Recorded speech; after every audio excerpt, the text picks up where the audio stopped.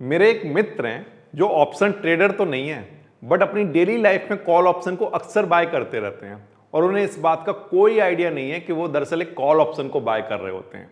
उनको एक चीज का बहुत शौक है, जैसे ही मार्केट में आईफोन का नया मॉडल आता है उन्हें सबसे पहले लाने का बहुत शौक है, सबसे पहले उनके पास होना चाहिए। इसलिए उन्होंने क्या किया, एक शॉप भी फिक्स कर दी है। हमेशा जब भी मार्केट में नया मॉडल आता है आईफोन का तो वो उसी शॉप से लेकर आते हैं, उनकी फेवरेट शॉप है वो। तो उनके पास आईफोन 16 था। अब वो जैसे ही मार्केट में आईफोन 17 आया तो वो मार्केट गए अपनी फेवरेट वाली शॉप पर और वहां जाकर उन्होंने सोचा कि आज तो घर जाऊंगा तो आईफोन 17 ही लेकर जाऊंगा। ठीक है, लेकिन जब वो शॉप पर पहुंचे तो एक प्रॉब्लम हो गई। क्या प्रॉब्लम हो गई कि उस शॉपकीपर ने बोला कि मेरा जो फ़ोन का स्टॉक आना था ना वो थोड़ा सा डिले हो गया है, तो मेरे पास फ़ोन आने में, मैं दे तो दूंगा आपको आईफोन 17, में मना नहीं कर रहा हूं, लेकिन मेरे पास फ़ोन आने में अभी 5 दिन लगेंगे। तो आप 5 दिन बाद आना, मैं आपको फ़ोन दे दूंगा, क्योंकि आप मेरे पुराने कस्टमर हो। सबसे पहले फ़ोन आपके लिए निकाल कर रखूंगा, क्योंकि मार्केट में बड़ी शॉर्टेज चल रही है, इसकी डिमांड बहुत ज़्यादा है। लेकिन जैसे ही मेरे पास आएगा सबसे पहले मैं आपके लिए रख लूँगा। अभी मेरे मित्र तो बड़े निराश हो गए, बोले मैं तो आज ये सोच के आया था कि घर जाऊंगा तो आईफोन 17 लेकर जाऊंगा, लेकिन ये कह रहे हैं महाशय कि आफ्टर 5 डेज दूंगा, क्योंकि अभी इनके पास स्टॉक आया नहीं है। तो उन्होंने कहा अगर आप मुझे 5 दिन बाद दोगे कितने रुपए में दे दोगे? तो उसने कहा कि क्योंकि आप मेरे पुराने कस्टमर हो, जब भी नया मॉडल आता है आप सिर्फ मेरे से ही लेकर जाते हो, तो मैं आपको 1 लाख रुपए में दे दूंगा। अब मेरे जो मित्र हैं उनको पैसे की कोई दिक्कत नहीं थी। बोले यार पैसे की बात नहीं है, 1 लाख रुपए में की जगह 1,10,000 ले लो आप, आज दो लेकिन मुझे फोन। अब ये बोले, शॉपकीपर बोला कि नहीं नहीं मैं कैसे दे दूं। दुकानदार बोलता है कि मेरे पास होता तो मैं जरूर दे देता आपको और 1 लाख में दे देता, लेकिन मेरे पास है नहीं। अब इन्होंने सोचा कि अब क्या किया जाए, तो इसकी दुकान के सामने यहाँ पर एक और दुकान थी, एक शॉप और थी यहाँ पर, उसके पास स्टॉक आ चुका था। और क्योंकि मार्केट में इस फोन की बहुत कमी थी, हर किसी के पास नहीं आया था, तो इसने क्या किया था, इस शॉपकीपर ने अपनी दुकान के बाहर लिख दिया बाय नाउ, और मार्केट में कहीं अवेलेबल नहीं है, मेरे पास है, ये फोन मैं दे सकता हूं आपको, दूंगा लेकिन मैं 1,20,000 रुपए में दूंगा, जिसको चाहिए वो आ जाओ। अब इन्होंने इस दुकान से खड़े होकर जब इसको देखा, उन्होंने कहा यहां तो मिल रहा है 1,20,000 में और ये देंगे 5 दिन बाद, पैसे की दिक्कत है नहीं मुझे, तो क्यों ना 1,20,000 में ही ले लिया जाए। तो ये उस शॉप पर पहुंचे। वहां पर जाकर उन्हें एक खास बात पता चली, क्या कि इस शॉपकीपर के पास भी जो फोन आए हैं ना आईफोन 17, उसका स्टॉक बहुत ज्यादा नहीं है इसके पास। इसके पास सिर्फ 10 आईफोन पड़े हुए हैं बस इसके स्टॉक में। अब ये जाकर उससे लेने के लिए पहुंच गए। अब जब ये पहुंचे तो इन्होंने देखा कि 2-4 मिनट जब ये बात कर ही रहे थे उस शॉपकीपर से, तब तक इनके पीछे एक लंबी लाइन लग गई खरीदने वालों की, और इन्होंने पीछे मुड़कर देखा तो 200 लोग खड़े हुए कम से कम, जो इसी आईफोन 17 को लेने आए हैं। अब इन्होंने सोचा कि अरे वाह, इसके पास सिर्फ 10 फोन है, 1,20,000 में दे रहा है 1 लाख रुपए वाला फोन, और ये 200 लोग पीछे खड़े हुए हैं, इन सबको ये आईफोन चाहिए ही चाहिए। तो ये बात तो पक्की है कि जब मैं इस शॉपकीपर से ये बोल रहा था कि अरे 1 लाख की जगह 1,10,000 दे दो, आज ही दे दो, तो ये भी हो सकता है कि ये जो मेरे पीछे खड़े हों इनके पास भी इतना इनफ पैसा हो कि ये कहते हैं कि 1,20,000 की जगह मैं तो 1.5 लाख देने के लिए तैयार हूं। और ये भी हो सकता है कि कोई पीछे से लाइन में ये कह दे नहीं नहीं ये 10 फोन है, इसमें से एक फोन मुझे चाहिए, चाहे 2 लाख रुपए ले लो, तो 2 लाख रुपए भी इसकी कीमत हो सकती है। तो उन्होंने कहा इस फोन को 1,20,000 रुपए खरीदने में भी घाटा कुछ नहीं है, क्योंकि इसकी कीमत क्या हो सकती है, बढ़ सकती है। तो उन्होंने क्या किया, 1,20,000 में ये फोन ले लिया। ठीक है, परचेज कर लिया मेरे मित्र ने। अब जैसे ही वो शॉप से बाहर आए तो बाकी लोगों ने भी फोन खरीदना शुरू किया, सबने 1,20,000 में खरीदा, लेकिन फोन थे कितने, 10 ही थे। तो 10 लोगों को तो फोन मिल गया, लेकिन जो बाकी के लोग थे उनको फोन मिला नहीं। तो वो उन लोगों ने शॉपकीपर से बोला कि भाई हमें भी फोन दो। इसने कहा कि नहीं नहीं हमारे पास तो 10 ही थे, वो ये 10 लोग लेकर जा चुके हैं, तो अगर आपको परचेज करना है तो पहले मैं सेलर था, अब इन 10 लोगों ने परचेज कर लिया है, बाय कर लिया है, तो अब ये सेलर हैं, अगर आपको चाहिए तो इनसे खरीद लीजिए। तो मेरे जो मित्र थे जिन्होंने 1,20,000 में फ़ोन खरीदा था, उसके पास एक बंदा आता है, कहता है कि मैं आपको 1.5 लाख रुपए देता हूँ, आप ये फ़ोन मुझे दे दो। इन्होंने कहा ना ना ना, 1.5 लाख से तो इसकी कीमत ज़्यादा है, क्योंकि बहुत सारे लोग खड़े हुए हैं। अगर यहाँ 200 लोग खड़े हुए थे, उसमें से सिर्फ 10 को मिला है, 190 लोग अभी तैयार हैं इसको खरीदने के लिए, तो इसका प्राइस तो ज़्यादा है। तो एक दूसरा बंदा आता है, कहता है कि मैं चलो 2 लाख दे देता हूँ। तो इन्होंने कहा नहीं, 2 लाख से भी हो सकता है, इसकी कीमत और ज़्यादा मिल जाए मुझे। तो फिर तीसरा बंदा आता है, वो कहता है मैं आपको 3 लाख रुपए देता हूँ। तो मेरे मित्र ने सोचा 1,20,000 की चीज़ 3 लाख रुपए में आज ही बिक रही है, तो ये तो प्रॉफिटेबल है, इतने के लिए तो मैं 5 दिन वेट करने के लिए भी तैयार हूँ। तो उन्होंने वो 3 लाख रुपए लिए और उसको फ़ोन दे दिया। ठीक, अब उन्होंने 1,80,000 रुपए का नेट प्रॉफिट एक ही दिन में कमा लिया। ये जो मैंने आपको एग्जाम्पल दिया, बिल्कुल सिमिलरली इसी तरह से स्टॉक्स को खरीदना और बेचना होता है। कब कैसे होता है? देखो, स्टॉक को जब कोई परचेज करता है तो क्यों परचेज करता है? वो इसलिए परचेज करता है क्योंकि उसको लगता है कि इसकी डिमांड ज़्यादा है। ठीक, अब वो डिमांड ज़्यादा है उसकी, तो जब उसने सेलर से परचेज कर लिया, तो परचेज करने के बाद बाकी के और लोग होंगे जिनके पास वो स्टॉक नहीं है, तो वो क्या कहेंगे कि क्योंकि इसकी डिमांड बढ़ रही है, तो वो इसकी ज़्यादा पैसे देने के लिए तैयार हो जाएंगे। तो क्या होगा, इस स्टॉक की क्या बढ़ने लगेगी? वैल्यू बढ़ने लगेगी।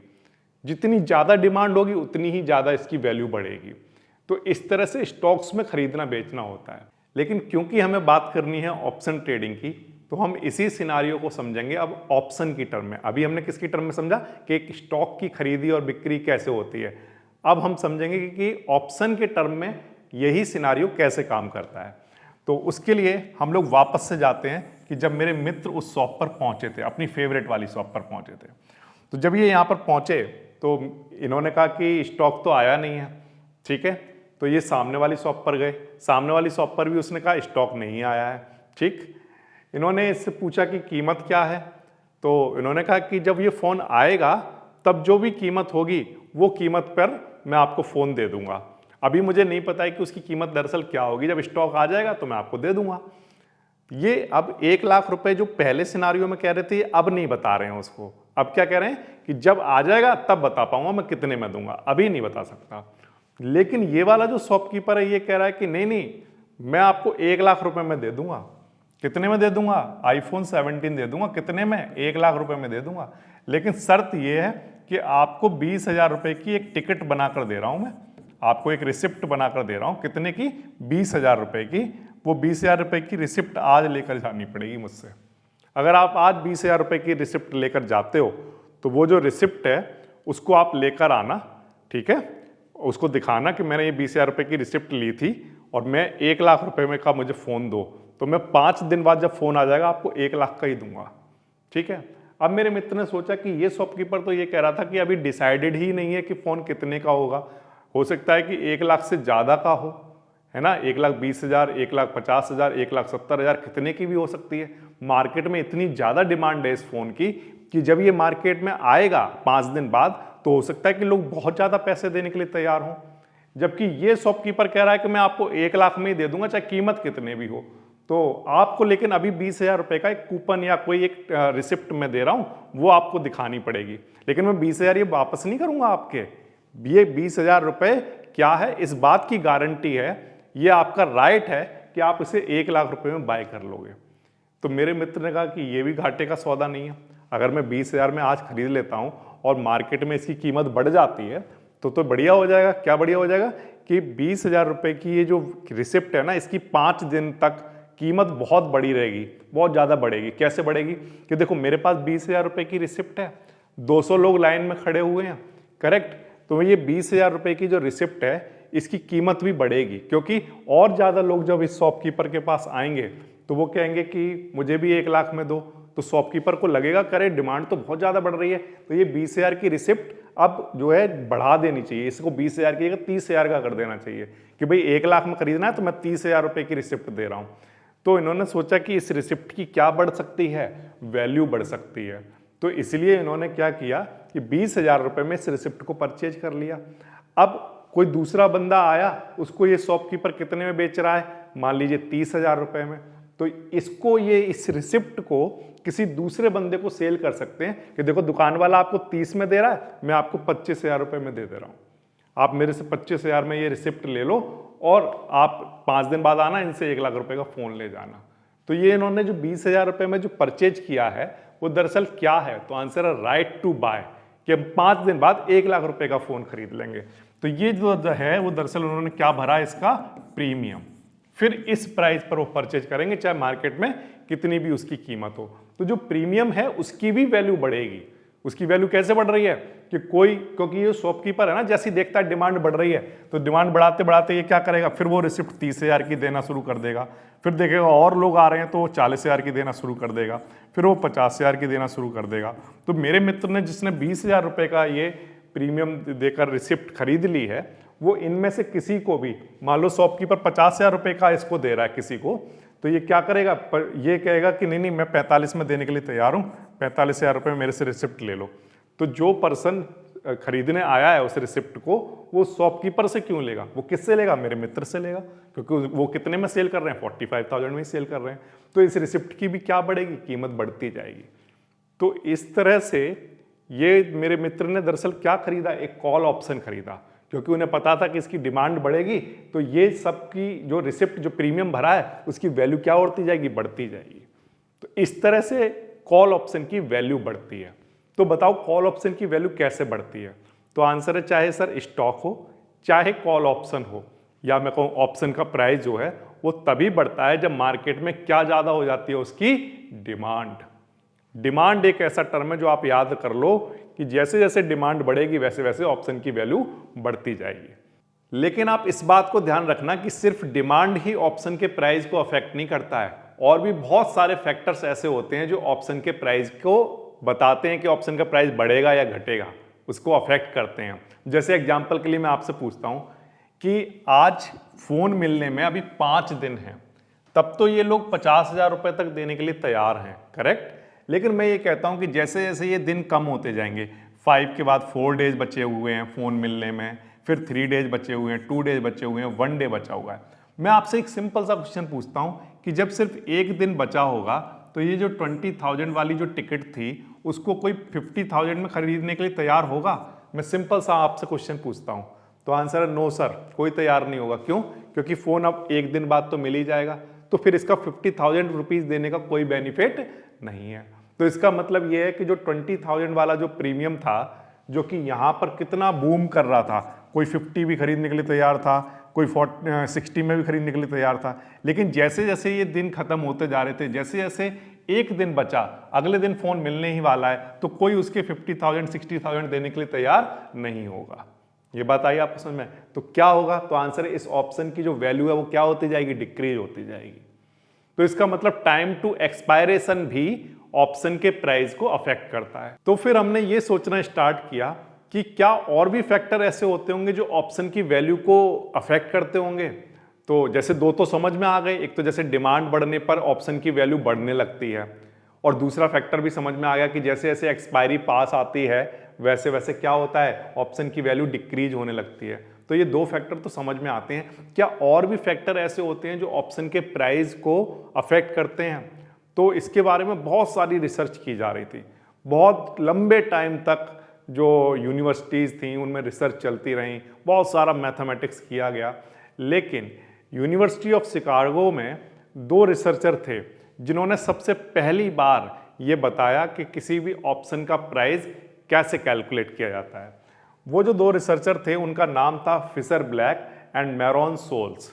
अब इन्हीं के नाम पर एक इक्वेशन बनी, उन्हीं ने एक इक्वेशन बनाई थी, तो इसलिए उनका जो इक्वेशन का नाम रखा गया वो फिशर ब्लैक का तो ब्लैक ले लिया था, और मैरोन सोल का क्या ले लिया था, सोल ले लिया था। तो इसलिए इस इक्वेशन का क्या नाम रखा गया, ब्लैक सोल इक्वेशन। ये ब्लैक सोल इक्वेशन क्या थी?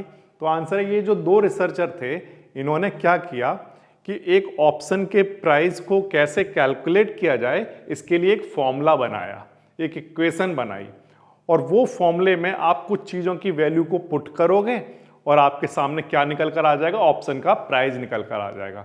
क्या मतलब है सर इस बात का? इस बात का मतलब थोड़ा समझने की कोशिश करते हैं। जैसे मान लो अगर आप इस ऑप्शन चेन को देखो तो जैसे 25,300 का ये ऑप्शन का प्राइस 94 रुपीज है, तो ये कैसे डिसाइड हुआ कि इसका ऑप्शन का प्राइस 94 रुपीज़ होगा? जैसे 25,250 का जो आप ऑप्शन देख रहे हो, ये कितने रुपीज़ का मिल रहा है? 127 रुपीज़ का मिल रहा है। या आप यहाँ पर देख रहे हो इतने सारे प्राइस दिख रहे हैं, ये सब क्या हैं? इन स्ट्राइक प्राइस के ऑप्शन के प्राइस हैं। तो ये कैसे डिसाइड होता है कि इस स्ट्राइक प्राइस का ये ऑप्शन का प्राइस होगा? तो फिशर ब्लैक ने और मेरॉन सोल ने कहा कि मैं आपको एक फॉर्मूला देता हूं, उस फॉर्मूले में आप कुछ वैल्यू पुट करते जाना और वैल्यू पुट करके जो आपका आंसर आएगा, थोड़ा सा मैथमेटिक्स करना पड़ेगा, फिर उसके बाद जो आपका आंसर आएगा वो आपका क्या होगा? ऑप्शन का प्राइस होगा। और उस ऑप्शन के प्राइस को हम लोग क्या बोलेंगे? थ्योरेटिकल वैल्यू बोलेंगे उस ऑप्शन की। ठीक है, एग्जैक्ट वैल्यू नहीं होगी, क्या होगी? थ्योरेटिकल वैल्यू होगी। तो क्या क्या एंटर करना पड़ेगा उस फॉर्मूले में, क्या क्या इनपुट देने पड़ेंगे? तो आंसर आपको देना पड़ेगा एक्सरसाइज प्राइस। एक्सरसाइज प्राइस का मतलब स्ट्राइक प्राइस, जिस स्ट्राइक को आप परचेज कर रहे हो। ठीक है, आप कितना टाइम बचा हुआ है एक्सपायरी में, ये उसमें इनपुट करना पड़ेगा, फॉर्मूले में डालना पड़ेगा। ऐसे ही अंडरलाइंग प्राइस, कि आप जिसकी भी अंडरलाइंग की बात कर रहे हो, जैसे निफ्टी की बात कर रहे हो या किसी स्टॉक की बात कर रहे हो, उसका जो अभी स्पॉट प्राइस है वो आपको यहाँ पर डालना पड़ेगा। करेक्ट। और आपको क्या डालना पड़ेगा? इंटरेस्ट रेट डालना पड़ेगा। और क्या डालना पड़ेगा? वोलाटिलिटी डालना पड़ेगा। सर ये इसमें डालना पड़ेगा मतलब समझा नहीं? मतलब ये कि एक फॉर्मूला है आपके पास, जैसे एग्जांपल के लिए हम लोगों के पास, आपको याद है पाइथागोरस थ्योरम होती है ना, कि एक राइट एंगल ट्राइंगल है, जैसे ये है ना, ट्राइंगल ABC। करेक्ट। अब इस राइट एंगल ट्राइंगल में हम लोग क्या करते हैं कि यहाँ पर हम लोग कहते हैं कि ये हाइपोटेनस है, ये बेस है और ये क्या है? परपेंडिकुलर है। तो हम लोग क्या करते हैं? तो आंसर है, हम कहते हैं कि हाइपोटेनस का स्क्वायर इक्वल होता है परपेंडिकुलर स्क्वायर प्लस बेस का स्क्वायर। तो हम यहाँ पर परपेंडिकुलर और बेस की वैल्यू को पुट करते हैं, है ना, इनपुट देते हैं, तो उससे क्या निकल कर आता है? तो आंसर है यहाँ पर हाइपोटेनस की जो वैल्यू है वो निकल कर आती रहती है। तो ये क्या दिया आपने? परपेंडिकुलर और बेस, तो आंसर इनपुट दिए, उससे किसका आंसर आता है? तो आंसर हाइपोटेनस की लेंथ निकल कर आ जाती है ना। इसी तरह से मैं आपसे ये कहता हूं कि ये जो मॉडल है, ये जो इक्वेशन है ब्लैक सोल इक्वेशन, इसमें आप ये 1 2 3 4 5 ये 5 इनपुट आपने दिए। करेक्ट। और उस फॉर्मूले में थोड़ी सी कैलकुलेशन की, वैल्यू रखने के बाद आपके पास वैल्यू निकल कर आ जाएगी। जैसे एग्जांपल के लिए हमने एक्सरसाइज प्राइस दिया, जैसे सपोज करो निफ्टी सबसे पहले तो कहाँ पर है? 25,000 पर है, ऐसे मान लो। मैं एग्जांपल समझाता हूँ आपको एक्चुअल। ठीक है, कि निफ्टी कहाँ पर है? 25,000 पर। तो अंडरलाइंग प्राइस क्या होगा? 25,000। तो आप यहाँ पर अंडरलाइंग प्राइस की वैल्यू क्या डालने वाले हो? 25,000। करेक्ट। अच्छा, फिर मान लो हम निफ्टी की कॉल को हम लोग परचेज करना चाहते हैं, तो हमने मान लो कॉल परचेज की 25,100 वाली, तो हमारा जो एक्सरसाइज प्राइस हुआ वो क्या हुआ? 25,100। तो अब आप उस फॉर्मूले में जो एक्सरसाइज प्राइस जहाँ लिखा हुआ है उसकी जगह क्या लिख दोगे? 25,100 लिख दोगे। ठीक। अच्छा, फिर आप चूज करोगे time to expiry. Time to expiry में आप ये देखोगे कि आप वीकली एक्सपायरी ले रहे हो या मंथली ले रहे हो। मंथली ले रहे हो तो 30 डेज होंगे, अगर आप वीकली ले रहे हो तो 7 डेज होंगे। तो उसके अकॉर्डिंगली आप यहाँ पर क्या डाल दोगे कि एक्सपायरी कब होने वाली है। तो मैंने माना कि चलो आप 7 डेज बाद इसकी एक्सपायरी होने वाली है, तो आप अपने फॉर्मूले में टाइम टू एक्सपायरी की जगह क्या पुट कर दोगे? तो आंसर है 7 डेज पुट कर देंगे। फिर बात आती है इंटरेस्ट रेट। अब सर ये इंटरेस्ट रेट क्या है? तो आंसर है इंटरेस्ट रेट के बारे में, वोलाटिलिटी के बारे में, इस मॉडल के बारे में, इस इक्वेशन के बारे में हम लोग डिटेल में डिस्कस करेंगे, लेकिन सेपरेट वीडियो में। लेकिन क्योंकि हम लोगों को ऑप्शन ग्रीक्स के बारे में पढ़ना है, तो इसलिए अभी फिलहाल के लिए मैं सिर्फ आपसे ये कहूँगा कि इंटरेस्ट रेट का मतलब हो गया कि जैसे मान लो आप बैंक में आप पैसे आप डिपॉजिट करो, अपने रुपए डिपॉजिट करो, कहाँ पर? बैंक में। तो आपको क्या मिलता है? तो आंसर उसके बदले में इंटरेस्ट मिलता है। तो वो जो इंटरेस्ट है वो कितना है मार्केट में अभी? तो आंसर है बैंक में सर कोई कहेगा सर 8% है, कोई बोलेगा नहीं नहीं सर 6% है, कोई बोलेगा 7% है। तो मैंने माना कि एक एवरेज जो बैंक में अभी इंटरेस्ट मिल रहा है अमाउंट डिपॉजिट करने पर, वो कितना मिल रहा है? 7% मिल रहा है। ठीक है, तो इंटरेस्ट रेट अभी कितना चल रहा है? तो आंसर है बैंक में पैसे जमा करने पर 7% का इंटरेस्ट मान लो मिलता है। तो आप जो फॉर्मूला है उसमें इंटरेस्ट रेट की जगह क्या डाल दोगे? 7%। ठीक। अच्छा, फिर बात आती है वोलाटिलिटी की। अब सर ये वोलाटिलिटी क्या होता है? तो वोलाटिलिटी में हिस्टोरिकल वोलाटिलिटी, इम्प्लाइड वोलाटिलिटी, इन सब की हम लोग डिटेल में बात करेंगे, डिस्कस करेंगे, लेकिन सेपरेट वीडियो में करेंगे, इसमें नहीं करेंगे। लेकिन सर थोड़ा बहुत आइडिया तो दो, जैसे आपने इंटरेस्ट रेट का आइडिया दिया। तो आंसर है, जैसे वोलाटिलिटी की अगर हम बात करें तो आप इसको ऐसे समझो, जैसे निफ्टी है, ठीक है, आज 25,000 पर है और एक दिन में ही वो कहाँ गया, 26,000 पर गया और फिर वापस से 25,400 पर आ गया, फिर वो वापस से वहाँ 26,000 की तरफ बढ़ा था, फिर वापस से आ रहा था। तो ये जब बड़े बड़े जंप लगा रहा है एक ही दिन में, तो हम क्या कहेंगे, मार्केट में वोलाटिलिटी बहुत ज़्यादा है। क्या ज़्यादा है? वोलाटिलिटी बहुत ज़्यादा है। तो 7 डेज है ना एक्सपायरी में, इसमें अगर मार्केट बहुत ज़्यादा ऊपर बहुत ज़्यादा नीचे हो रहा है, बार बार हो रहा है, तो हम कहेंगे वोलाटिलिटी ज़्यादा है।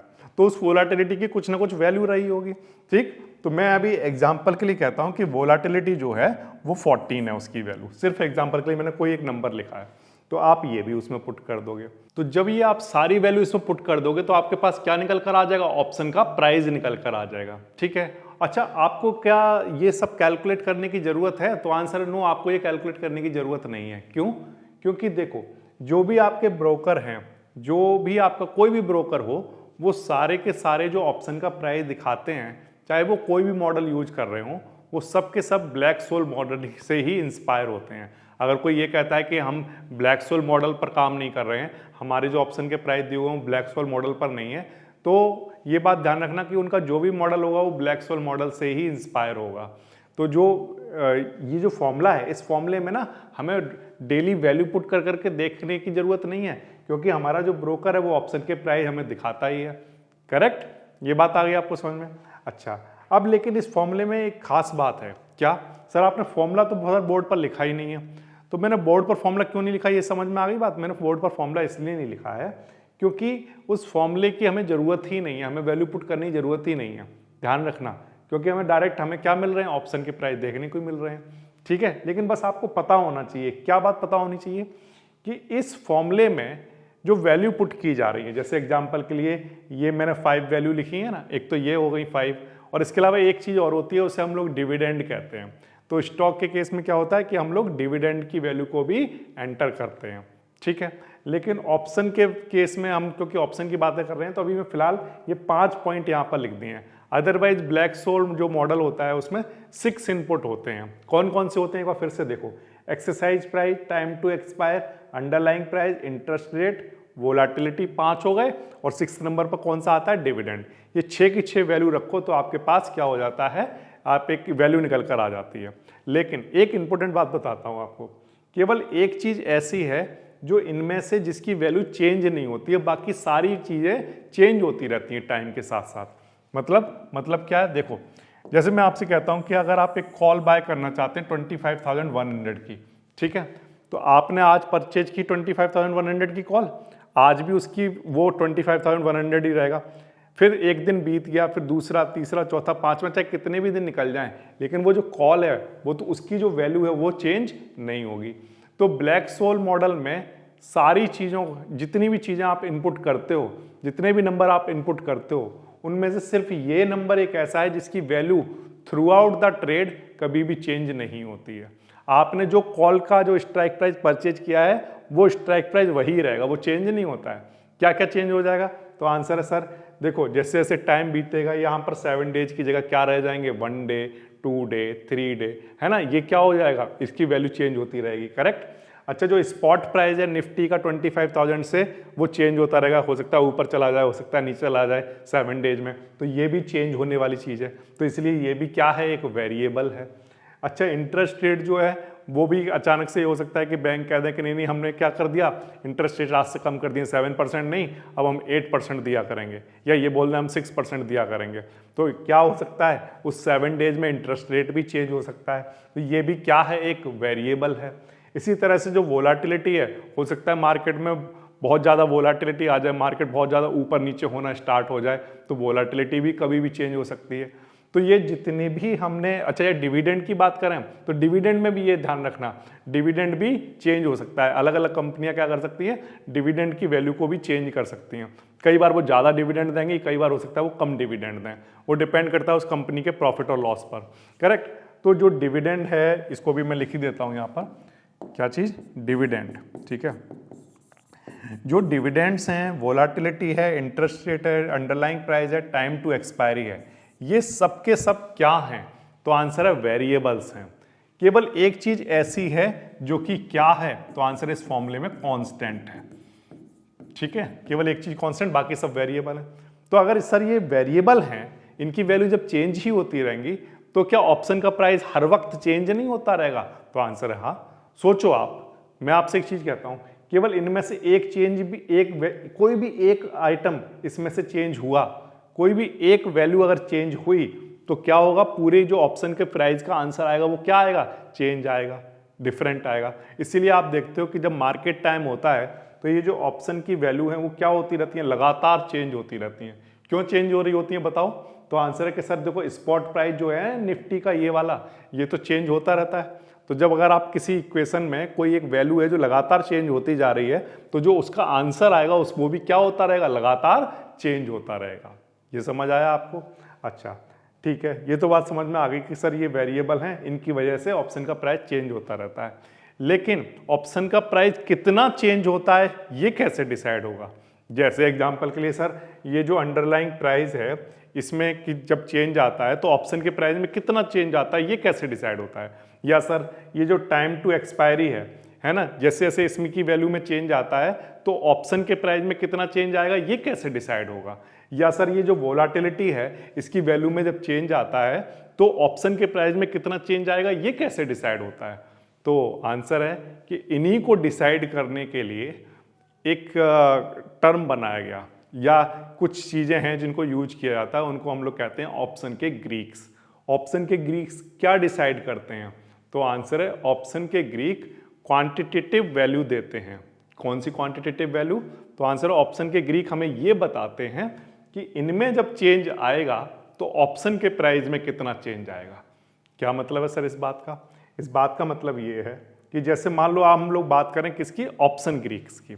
तो ऑप्शन ग्रीक्स में से पहला जब आप ऑप्शन ग्रीक पढ़ोगे तो वो होगा डेल्टा। क्या होगा? डेल्टा। डेल्टा को हम ऐसे इस सिंबल से रिप्रेजेंट करते हैं। ये सिंबल किसका है? डेल्टा का सिंबल है, ठीक है।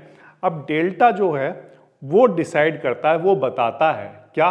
कि जब स्पॉट प्राइस जो है वो चेंज होगा तो उसके कंपैरिजन में जो हमारी जो एक्सरसाइज प्राइस है ना, जो हमारी स्ट्राइक प्राइस है, उसके ऑप्शन में कितना चेंज आएगा, उसकी ऑप्शन की वैल्यू में कितना चेंज आएगा। क्या मतलब है सर इस बात का? जैसे मान लो जो हमारा निफ्टी है वो 25,000 पर है और जो स्ट्राइक प्राइस हमने परचेज की है वो 25,100 की परचेज की है, मान लो 100 रुपीज में, करेक्ट। अब जब निफ्टी बढ़ेगा 25,000 से, मान लो ऊपर की तरफ बढ़ना स्टार्ट हो गया, 25,000 सपोज करिए 1 हुआ, फिर 25,000 धीरे धीरे धीरे धीरे धीरे करते 5 हो गया, जैसे मान लो 25,000 मैं कहता हूँ कि यहाँ पर 10 हो गया, है ना। तो ये इसकी वैल्यू क्या होती जा रही है? बढ़ रही है, चेंज हो रही है। तो इसकी वैल्यू जब चेंज होगी तो जो हमारा ऑप्शन का प्राइस है 100 रुपीज, उसमें कितना चेंज आएगा ये कौन बताता है? तो आंसर डेल्टा बताता है। कौन बताता है? डेल्टा बताता है। ये बात आ गई आपको समझ में? तो जो स्पॉट प्राइस है हमारे निफ्टी का, वो उसमें चेंज आने पर जो हमारी स्ट्राइक प्राइस की ऑप्शन की वैल्यू है वो कितनी चेंज होगी, कौन बताता है? बोलो, डेल्टा बताता है। ये बात आई आपको समझ में? ठीक। अच्छा, जैसे टाइम टू एक्सपायरी, अब जैसे जैसे टाइम बीतता जाएगा 7 से 6 4 3 ऐसा कुछ होता गया, टाइम की वैल्यू में चेंज आएगा। तो जब टाइम की वैल्यू में चेंज आएगा तो ये 100 रुपीज से कितने रुपीज का होता जाएगा, ये कौन डिसाइड करता है? तो आंसर है एक ग्रीक डिसाइड करेगा, जिससे हम लोग क्या कहते हैं? थीटा कहते हैं। उसका सिंबल ये होता है, ठीक है। तो बताओ फिर से, डेल्टा क्या डिसाइड करता है? तो आंसर है डेल्टा सर ये डिसाइड करता है कि स्पॉट प्राइस में जब चेंज आएगा तो हमारे स्ट्राइक प्राइस के ऑप्शन की वैल्यू में कितना चेंज आएगा। बताओ थीटा क्या डिसाइड करता है? तो आंसर थीटा ये बताता है हमें कि जब टाइम टू एक्सपायरी जैसे जैसे पास आता जाएगा वैसे वैसे हमारे जो स्ट्राइक प्राइस के ऑप्शन की जो वैल्यू है उसमें कितना चेंज आएगा, ठीक। इसी तरह से वोलाटिलिटी जब चेंज होती है मार्केट की, क्या चेंज हो गई? वोलाटिलिटी कभी तो बहुत ज़्यादा था और कभी बहुत लो हो गई, वोलाटिलिटी की वैल्यू कम होती गई। तो जब वोलाटिलिटी में चेंज आएंगे तो हमारे ऑप्शन के प्राइस में कितना चेंज आएगा, उसको कौन डिसाइड करता है, उसको कैसे मेजर करते हैं? तो आंसर है वेगा से करते हैं। उसको हम लोग क्या कहते हैं? वेगा कहते हैं। और वेगा को हम लोग या तो वी से डिनोट कर देते हैं, और बहुत सारी आपकी फाइनेंस की बुक्स में देखोगे या कहीं पर फाइनेंस जो लोग पढ़ा रहे हैं वो लोग इसको कप्पा से डिनोट करते हैं। इसको हम लोग क्या कहते हैं? कप्पा, ठीक है। इसको टर्म को याद रखना, ये है कप्पा लिखा हुआ है, करेक्ट। तो इसको ये वेगा डिसाइड करता है कि वोलाटिलिटी में चेंज आने पर हमारे ऑप्शन के प्रीमियम में कितना चेंज आएगा। सिमिलरली मैं आपसे कहता हूं कि इंटरेस्ट रेट, अब इंटरेस्ट रेट में भी जब चेंज आता है तो ऑप्शन का जो प्राइस है उसमें भी क्या आता है, चेंज आता है। लेकिन आप जानते हो कि सर 7 डेज में हमें पता है कि इंडिया में जो बैंक के इंटरेस्ट रेट हैं वो 7 डेज में 7 बार चेंज तो होते नहीं हैं, ये कोई 6 महीने में, कभी साल में कभी चेंज होते हैं, तो ये तो इतना ज़्यादा मैटर करते नहीं होंगे। तो आंसर हाँ, बात तो सही है। इसीलिए जब आप देखोगे, अगर आप सपोज करो अपने ब्रोकर की ऑप्शन चेन पर जाओगे तो वहाँ पर जब वो ग्रीक्स देगा ना, तो ग्रीक्स में आपको सारी चीज़ें दिखाएंगी। क्या क्या दिखाएंगी, जैसे कि आपको थीटा दिखेगा, डेल्टा दिखेगा, वेगा दिखेगा, और आपको आई भी दिख जाएगा। आई भी मतलब वोलाटिलिटी कितनी है। जैसे मैंने वहाँ पर वैल्यू 14 ली थी ना वोलाटिलिटी की, यहाँ पर ये दिखा रहा है कि इस स्ट्राइक की वोलाटिलिटी 7 है ना। तो ये भी चेंज होती रहती होगी, हर वक्त चेंज हो रही होगी, है ना। अच्छा, आपको गामा भी दिखाएगा, गामा के बारे में भी बताऊंगा क्या होता है। लेकिन आपको क्या नहीं दिखाएगा, तो आंसर है इंटरेस्ट रेट जो है वो लगातार ऐसे चेंज नहीं होता रहता कि बैंकों का इंटरेस्ट रेट रोज चेंज हो रहा है ना। तो अगर मान लो इंटरेस्ट रेट रोज चेंज हो रहा है, 7 डेज में इंटरेस्ट रेट चेंज हुआ, तो किस में चेंज आ जाएगा, ऑप्शन की वैल्यू में चेंज आ जाएगा। और वो कितना चेंज आएगा उसको कौन डिसाइड करता है, कौन मेजर करता है, तो आंसर उसको एक ग्रीक डिसाइड करता है, उसको हम लोग क्या कहते हैं, रो कहते हैं। ठीक है, इस ऑप्शन ग्रीक को हम लोग क्या कहते हैं, रो। करेक्ट। तो आपको ये बात समझ में आई कि अगर हमारा निफ्टी सपोज करो 25,000 पर है, करेक्ट, और 25,100 की हमने कॉल परचेज कर ली है। क्या परचेज कर ली है, कॉल। कितने रुपीज में परचेज की है, मान लो हमने 100 रुपीज में परचेज की है। अब ये जब बढ़ेगा 25,000 से ऊपर नीचे फ्लक्चुएट करेगा, तो ये कितना ज़्यादा होगा या कितना कम हो जाएगा, ये कौन डिसाइड करता है बताओ। तो आंसर सर डेल्टा डिसाइड करेगा। याद हो गया। अच्छा, फिर मैं आपसे पूछता हूं कि जब टाइम टू एक्सपायरी कम ज़्यादा होने लगेंगे, है ना, ज़्यादा तो नहीं हो सकता, कम ही होगा, टाइम टू एक्सपायरी जैसे जैसे पास आता जाएगा वैसे वैसे इसकी वैल्यू में कितना चेंज आएगा, बताओ ये कौन डिसाइड करता है। तो आंसर है टाइम टू एक्सपायरी को सर थीटा डिसाइड करता है। कौन, थीटा डिसाइड करता है। ठीक है, इसी तरह से अगर वोलाटिलिटी में चेंज आया तो बताओ, इंप्लाइड वोलाटिलिटी आपने देखा था ना, उसकी वैल्यू में चेंज आ रहा है बहुत ज़्यादा। जैसे एग्जांपल के लिए मैं कहता हूँ कि अभी यहाँ पर दिखा रहा है आपको 7, है ना, फिर ये 7 से एकदम बढ़ गया, 10 हो गया, ठीक है, 14 हो गया, है ना, या ये 7 से ड्रॉप होने लग गया, 6 की तरफ जाने लग गया, जैसे यहाँ पर 6 दिख रहा है आपको। तो वोलाटिलिटी में जब चेंज आएगा तो कौन सा, आप बताओ कौन सा ऑप्शन ग्रीक है जो ये बताएगा कि इसकी वैल्यू में कितना चेंज आएगा, ऑप्शन प्रीमियम की वैल्यू में कितना चेंज आएगा, कौन बताता है। तो आंसर उसको हम लोग कहते हैं वेगा या कप्पा। क्या कहते हैं, वेगा या कप्पा कहते हैं। अच्छा, अगर इंटरेस्ट रेट में चेंज आ गया इन 7 दिनों में, बैंक ने इंटरेस्ट रेट चेंज कर दिया इन 7 दिनों में, तब उस केस में कौन सा ऑप्शन ग्रीक है जो ये डिसाइड करता है कि इसकी वैल्यू में कितना चेंज आएगा। तो आंसर उसको हम लोग क्या कहते हैं, रो कहते हैं। हालांकि ये रो आपको ऑप्शन ब्रोकर, जो आपका ऑप्शन ब्रोकर है वहां पर क्यों नहीं दिखता है, समझ आ गया आपको, क्योंकि इंटरेस्ट रेट रोज चेंज नहीं होते हैं, तो इसलिए ये आपको नहीं दिखेगा आपको उस ऑप्शन चेन में। करेक्ट। एक ऑप्शन ग्रीक की और हम बात करेंगे जिसको हम लोग कहते हैं क्या, गामा। क्या कहते हैं, हमने यहाँ पर क्या लिखा कि एक ऑप्शन ग्रीक और होता है जिसको हम लोग क्या कहते हैं, गामा। गामा क्या होता है, गामा दरअसल ये बताता है कि ये डेल्टा जब चेंज होगा, है ना, जैसे स्पॉट प्राइस चेंज होगा तो डेल्टा चेंज होगा। अब ये डेल्टा कितना चेंज होगा, तो आंसर है उसको बताता है गामा। इस बात को ध्यान से समझ लेना कि जब हमारा स्पॉट प्राइस निफ्टी 25,000 से ऊपर नीचे होता है तो डेल्टा उस डिसाइड करता है कि ऑप्शन वैल्यू कितनी चेंज होगी। लेकिन ये बात ध्यान रखना कि ये जो डेल्टा होता है ना, ये भी डायनामिक होता है, इसकी ये भी क्या होता है, वेरिएबल होता है, इसकी वैल्यू कांस्टेंट नहीं रहती है। जैसे जैसे स्पॉट प्राइस में चेंज आता है वैसे वैसे डेल्टा की वैल्यू में चेंज आता है, और डेल्टा की वैल्यू में कितना चेंज आएगा ये कौन बताता है, तो आंसर है गामा बताता है। कौन बताता है, गामा बताता है। जैसे एग्जांपल के लिए मैं कहता हूं कि 25,000 से इसकी वैल्यू कभी कम हो जाती है, कभी बढ़ जाती है ना, स्पॉट प्राइस की वैल्यू, तो इसकी वैल्यू में कितना चेंज आएगा ये डेल्टा डिसाइड तो करता है, लेकिन ये डेल्टा खुद भी बदलता रहता है। तो ये खुद कितना बदलेगा इसको कौन डिसाइड करता है, तो आंसर है गामा डिसाइड करता है। ठीक है, तो इस तरह से हमारे पास कितने ग्रीक हो गए, तो आंसर है 1 2 3 4 5। अब इसमें से ये वाला हमारे काम का नहीं है क्योंकि इंटरेस्ट रेट रोज चेंज नहीं होते, तो रो हमारे उतना काम का नहीं है। हमारे काम के कौन हैं, ये वाले ग्रीक हमारे काम के हैं। कौन कौन से काम किए हैं बताओ? तो आंसर है डेल्टा काम का है, क्योंकि वो बताएगा कि ऑप्शन की वैल्यू में कितना चेंज आएगा जब हमारा स्पॉट प्राइस में चेंज आएगा। ठीक, और डेल्टा में कितना चेंज आएगा फिर ये कौन डिसाइड करता है? तो आंसर सर गामा डिसाइड करेगा। अच्छा, फिर टाइम टू एक्सपायरी, जैसे जैसे एक्सपायरी टाइम पास आएगा तो ऑप्शन की वैल्यू में कितना चेंज आएगा ये कौन डिसाइड करेगा? तो आंसर है थीटा डिसाइड करेगा। फिर से एक बार बोलिए, कप्पा क्या डिसाइड करता है? तो आंसर जैसे जैसे वोलाटिलिटी में चेंज आएगा तो ऑप्शन की वैल्यू में कितना चेंज आ रहा होगा ये कौन डिसाइड करता है? कप्पा डिसाइड करता है। ये बात आई आपको समझ में, जिसको हम लोग वेगा कहते हैं। ठीक है, तो इस तरह से ये ग्रीक्स होते हैं जो ऑप्शन की वैल्यू को डिसाइड करते हैं। तो हम लोग क्या करेंगे, इन ग्रीक्स को इंडिविजुअल वीडियो में एक एक करके, पहले एक वीडियो में पूरा डेल्टा पढ़ेंगे, फिर हम लोग गामा को समझेंगे, फिर इसके बाद हम लोग देखेंगे कि वेगा क्या होता है ना। एक एक करके थीटा की बातें करेंगे। तो एक एक करके इन सारे ग्रीक्स की बातें हम इंडिविजुअल वीडियो में करेंगे। तो नेक्स्ट वीडियो में हम किसकी बातें करने वाले हैं? तो आंसर डेल्टा की बातें करेंगे। डेल्टा के बारे में जितनी भी बातें हमें करनी है, जितनी भी बातें हम कर सकते हैं, वो सब डिटेल में करेंगे। आई होप आपको ये बात समझ में आ गई होगी कि ऑप्शन प्राइसिंग होती कैसे है। एक फॉर्मूले से होती है, उस फॉर्मूले में कुछ वैल्यू डालनी पड़ती हैं, लेकिन वो जो वैल्यू होती हैं उनमें से एक चीज़ को छोड़कर बाकी सब वेरिएबल होती हैं।